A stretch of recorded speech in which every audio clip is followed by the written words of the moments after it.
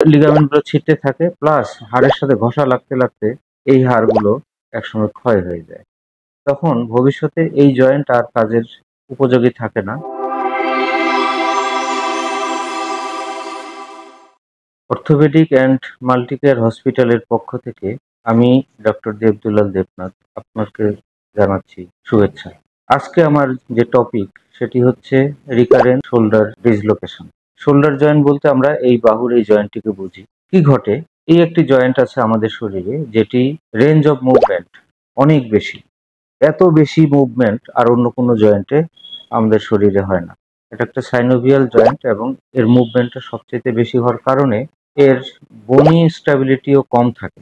এই জয়েন্টের বনি স্ট্যাবিলিটি কম থাকার কারণে কোনো বিশেষ একটি কাজ করতে গেলে হঠাৎ করে দেখা যায় কারো কারো ক্ষেত্রে এই জয়েন্টটি জায়গা থেকে সরে যায়, যেটাকে আমরা বলি ডিসলোকেশন। এই ডিসলোকেশনের তাৎক্ষণিকভাবে অ্যাকিউট ডিসলোকেশনের তাৎক্ষণিকভাবে আমরা যদি ভালো চিকিৎসা নেই এবং চিকিৎসাটি কন্টিনিউ করি, তবে বেশিরভাগ ক্ষেত্রেই দেখা যায় এটি আর দ্বিতীয়বারের মতো সরে যাচ্ছে না, অর্থাৎ এই ডিসলোকেশনটা আবার ঘটছে না। আমাদের এই জন্য প্রাথমিক চিকিৎসাগুলো অত্যন্ত গুরুত্বপূর্ণ।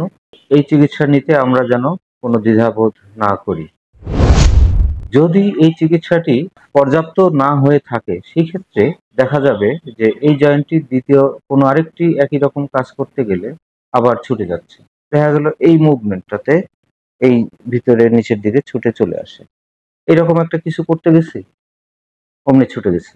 তো এইরকম একবার ছুটে গেলে দ্বিতীয়, তৃতীয়, চতুর্থ এভাবে ছুটতে থাকে, যেটাকে আমরা তখন বলি রিকারেন্ট শোল্ডার ডিসলোকেশন। প্রত্যেকবার ছুটার সময় একবার চিন্তা করে দেখেন, এই একটা বোনস, এই একটা বোনস, এখান থেকে যদি সে সরে যায়, প্রত্যেকবার সরে যাওয়ার সময় হাড়ের সাথে ঘষা লাগতে থাকে এবং এই জয়েন্টের মধ্যে প্রচুর লিগামেন্ট দিয়ে জয়েন্টটাকে স্টেবল করে রাখার চেষ্টা করা আছে।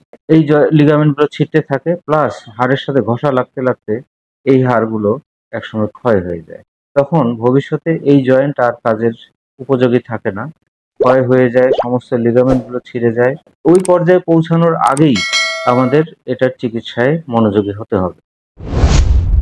চিকিৎসা পদ্ধতি কি? প্রথম অ্যাকিউট ডিসলোকেশন যদি হয়ে থাকে, যে আজকেই প্রথম হলো, সেক্ষেত্রে আমরা ওটা জায়গা মতো বসিয়ে দিয়ে ব্যান্ডেজ করে রেখে দিই এবং 14 থেকে 21 দিন ব্যান্ডেজ রাখার পরে তার অ্যাক্টিভিটি, রেঞ্জ অফ মুভমেন্ট বাড়ানোর এক্সারসাইজ, ফিজিওথেরাপি এগুলোতে তাকে পাঠিয়ে দেই।